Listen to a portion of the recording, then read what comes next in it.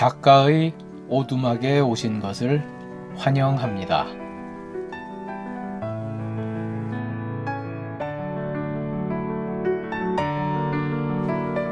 제가 쓴 소설을 직접 읽어드리는 오디오북 소설 붕어빵입니다.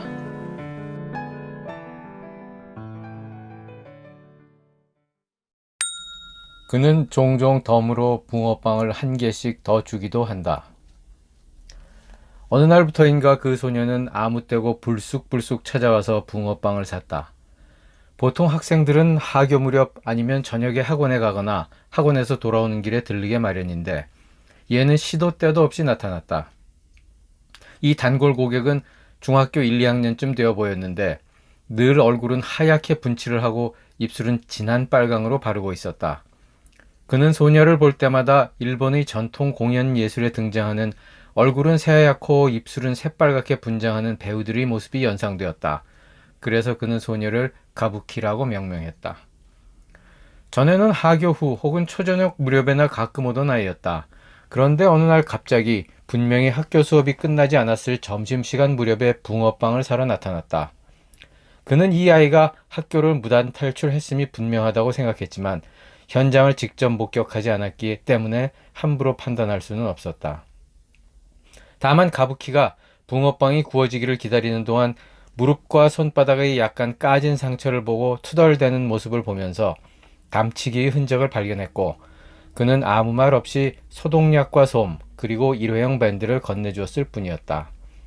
그가 어두운 밤중에 쓰레기 봉투를 뒤지다 보면 간혹 깨진 유리 같은 것에 베이기도 하는데 그럴 때 응급조치용으로 쓰려고 늘 가지고 다니는 것이다. 소녀는 동그란 눈을 똑바로 뜨고 그를 잠시 바라보더니 아주 작은 목소리로 고맙습니다 하고는 어설픈 솜씨로 상처를 치료한 후 붕어빵 봉지를 쥔 채 학교 쪽으로 달려갔다. 그 소녀는 담치기에 별 소질은 없는 듯 했다. 후에도 몇 번이나 그의 비상의약품을 축냈다. 그러나 담치기는 꾸준히 계속했다. 그날도 가부키는 붕어빵 한 봉지를 사고 덤으로 받은 한 개를 맛있게 먹고 있었다.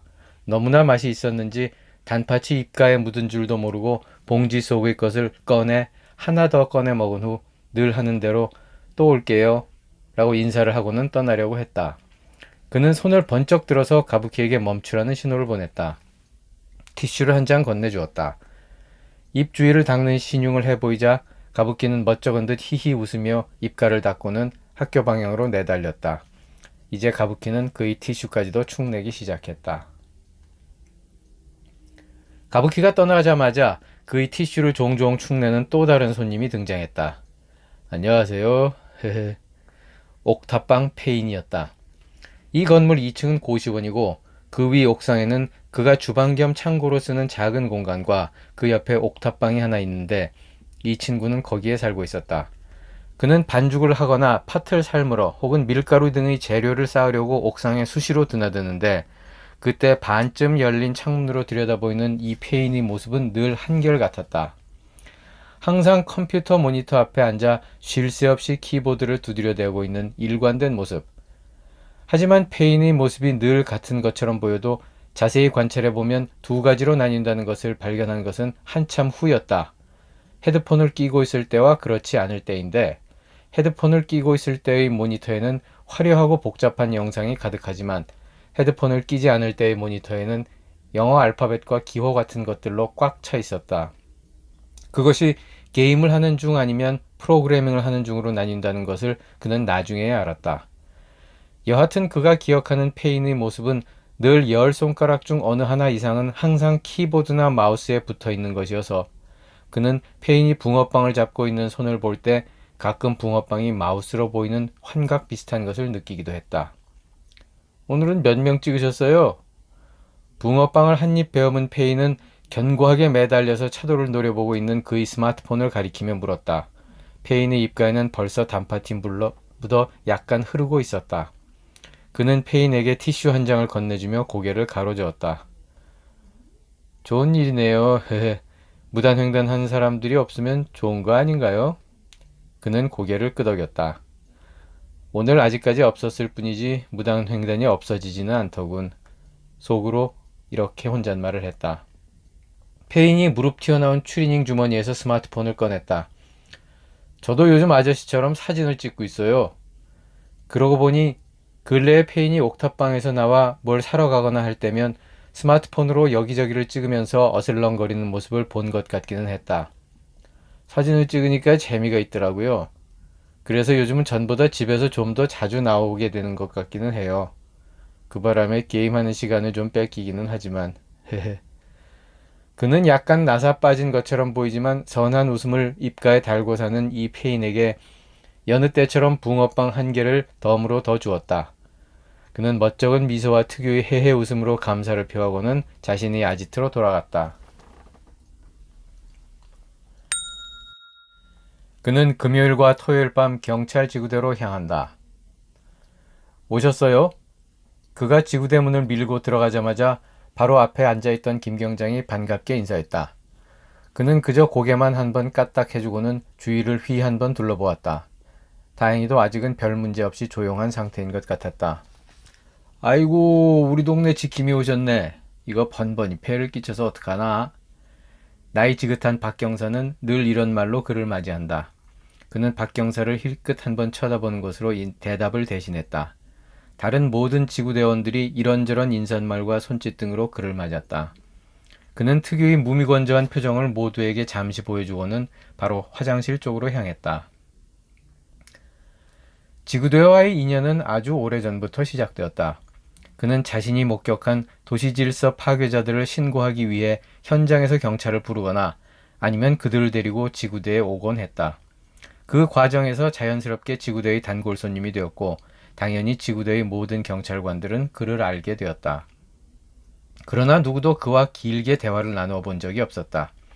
그는 마치 서부 영화에 나오는 총잡이가 현상 수배범을 체포해 보안관에게 휙 던져주고 현상금을 챙겨 유유히 사라지듯 도시질서 파괴자들과 그들의 만행이 담긴 사진 혹은 영상을 증거물로 전달하고는 휙 등을 돌려 사라지곤 했다. 가끔 수고들 하십시오 정도 내뱉은 날은 그가 매우 많은 말을 한 날에 속했다. 그런데 그날 밤은 여느 때와는 상황이 좀 달랐다. 장사를 마치고 뒷정리를 막 끝낸 그의 눈에 무단횡단이 목격되었고 그는 여느 때와 마찬가지로 자연스럽게 그가 해야 할 일을 했다.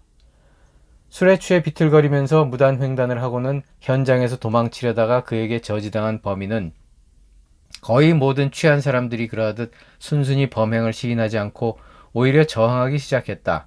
이상한 외계어를 내뱉으면서 네가 뭔데 남의 앞을 막고 지랄이야?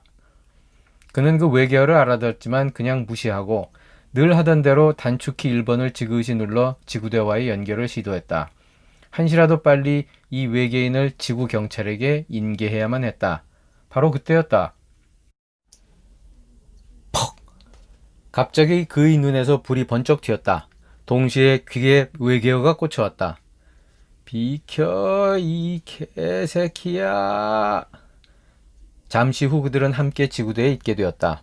도시질서 파괴 범죄에 폭행죄가 추가되려는 순간이었다. 어휴, 눈이 많이 부셨네요. 코피는 이제 멎은 것 같고요. 김경장이 그의 얼굴을 들여다보며 걱정스러운 듯 말했다. 그러나 연이어 여기저기서 전화벨이 울려대고 김경장은 양손으로 수화기를 집어들며 응대하기에 바빠서 그들의 대화는 길게 이어지지 못했다. 그는 눈 주위를 한번 슬쩍 문질러 보고는 콧구멍에 박힌 휴지를 뽑아냈다. 콧김을 불어보니 코피는 더 이상 나지 않는 것 같았다. 내가 누군지 알아? 높은 놈 오라 그래 씨발. 그 도시질서 파괴 및 폭력범은 여전히 외계어를 고래고래 내지르며 거칠게 팔다리를 휘젓고 있었고 그걸 제지하느라 박경사와 의경 하나가 땀을 뻘뻘 흘리는 중이었다. 그러나 지구인 2명이 도시 파괴 및 폭력을 서슴없이 자행한 극악무도한 외계인 하나를 제압하는 데에는 다소 역부족인 듯 했다. 지구인이 통제를 벗어난 외계인의 왼쪽 다리가 공중에서 버둥거리며 지구인들을 마구 걷어차고 있었다. 다른 모든 경찰들은 신고 전화나 무전을 받고 있거나 외부에 출동 중이었다. 지구의 위기를 감지한 그가 얼른 달려들어 외계인의 왼쪽 다리를 양손으로 움켜잡았다. 그의 합세에 힘입어 외계인의 버둥거림이 잦아들었고 드디어 지구가 외계인의 난동으로부터 안정을 되찾은 감격스러운 상황이 된 것 같았다. 그러나 곧 외계인은 다른 방식으로 지구인들을 공격했다. 으악! 전투를 벌이던 모든 지구인들은 일시에 그 외계인에게서 손을 떼고 화들짝 뒤로 물러났다. 외계인의 이 마지막 공격은 그 정도로 매우 강력했던 것이다. 최후의 일격을 가한 외계인은 마치 치열한 백병전을 마치고 마지막 순간을 장렬하게 맞이하는 병사처럼 벤치의 옆으로 고꾸라진 채 몸을 푸득이며 이제는 누구도 알아들을 수 없는 외계어를 나지막하게 읊조리고 있었다. 유언이라도 하는 듯이.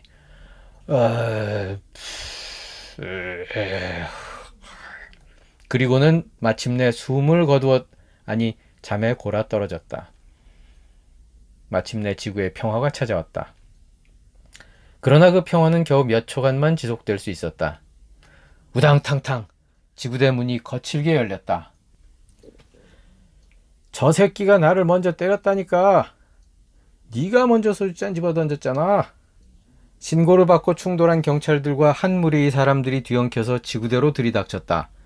그들은 경찰의 제지에도 아랑곳하지 않고 당장이라도 다시 치고받을 듯 서로 으르렁대고 있었다.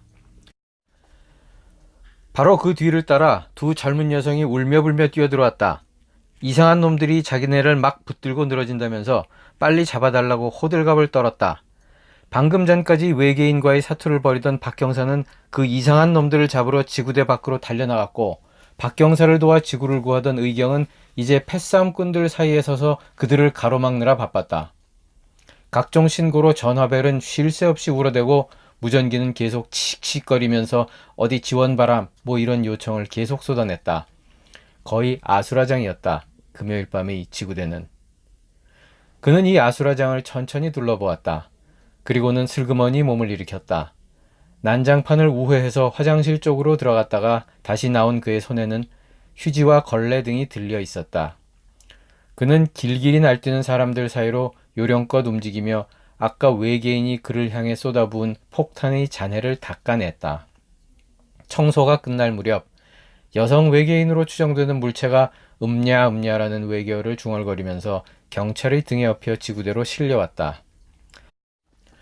아이씨, 차에서 토했어. 바빠 죽겠는데. 외계인을 업어서 이송해온 경찰의 입에서 한숨 섞인 푸념이 흘러나왔다. 그는 새 휴지와 걸레를 챙겨서 문이 열린 채 세워진 순찰차로 향했다.